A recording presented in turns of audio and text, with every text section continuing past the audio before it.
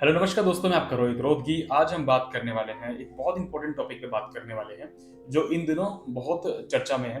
आज हम एलओआई की बात करने वाले हैं। तो आज हम फुल डिटेल में बात करने वाले हैं एलओआई होते कैसे हैं, इसमें कैसे ट्रेड किया जाए, अगर आप इन्वेस्ट करना चाहते हैं एलओआईज में तो कैसे हम इन्वेस्ट कर सकते हैं, और क्या इसका सही समय कौन सा समय होता है एलओआईज में इन्वेस्ट करने का, कौन से स्टेज पे हम इन्वेस्ट करते हैं। तो आज हम इन्हीं सब चीज़ों पर चर्चा करने वाले हैं। जो आपके मन में डाउट है एलओआई को लेके, आज हम उसी सभी डाउट को लेके बात करेंगे, और आज इस वीडियो को देखने के बाद वो सब आपके खत्म हो जाने वाले हैं। तो हम शुरुआत करते हैं कि बेसिकली एलओआईज होते क्या हैं। एलओआईज लेटर ऑफ इंटेंट होते हैं। ये फॉर एग्जांपल एक गवर्नमेंट या बिल्डर एक एरिया में डेवलपमेंट करना चाहता है, उस एरिया को जब वो एक्वायर करता है, उस एरिया को एक्विजिशन करता है। फॉर एग्जांपल एग्रीकल्चर लैंड है, उस एग्रीकल्चर लैंड को वो एक्वायर एक्विजिशन करता है, तो उस लैंड के बिहाफ में वो एग्रीकल्चर फार्मर्स को उस लैंड के बिहाफ में फार्मर्स को एक डॉक्यूमेंट प्रोवाइड करता है जिसे लेटर ऑफ इंटेंट बोलते हैं।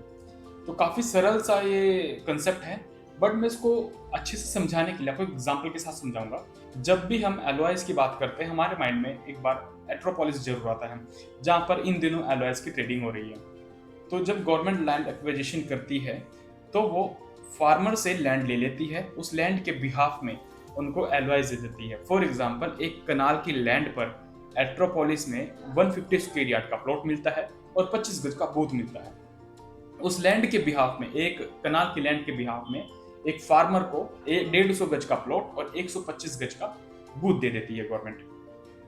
बट जब तक वो कोई अपनी डेवलपमेंट नहीं करती गवर्नमेंट, तब तक वो उस लैंड पे एग्रीकल्चर एक्टिविटी कर सकता है।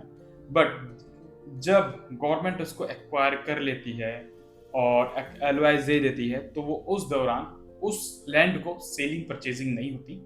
तो आप बस एलओआईज को ट्रेड कर सकते हैं, एलओआईज को सेलिंग परचेजिंग ट्रांसफर, बेसिकली एलओआईज की ट्रांसफर कर सकते हैं। तो उस दौरान एक फार्मर उस लैंड पर एग्रीकल्चर एक्टिविटी कर सकता है, बट उसको सेल परचेज नहीं कर सकता।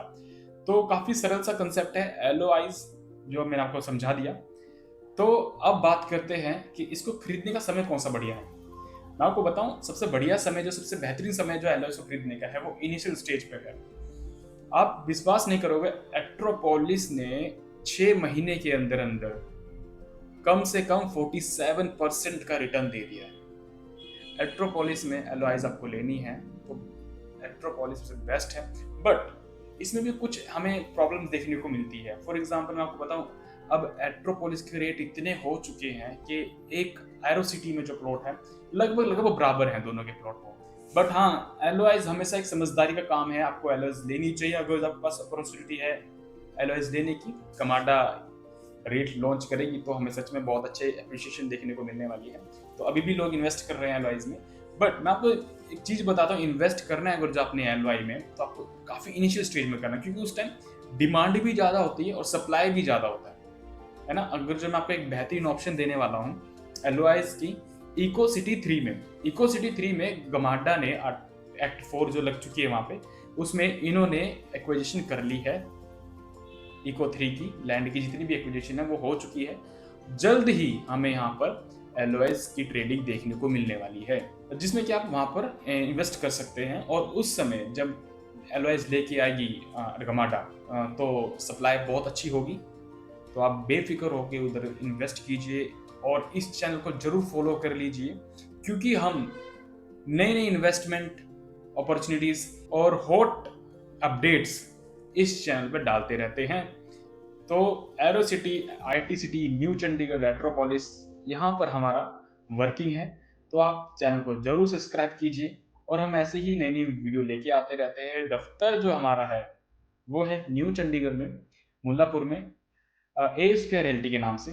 तो प्लीज जल्द से जल्द चैनल सब्सक्राइब कर लीजिए, और जैसे ही इको 3 की एलओएस आएंगी तो हम आपको अपडेट कर देंगे। और ऐसी इंफॉर्मेटिव वीडियो के साथ मैं आपके साथ मिलता रहूंगा। तब तक के लिए नमस्कार।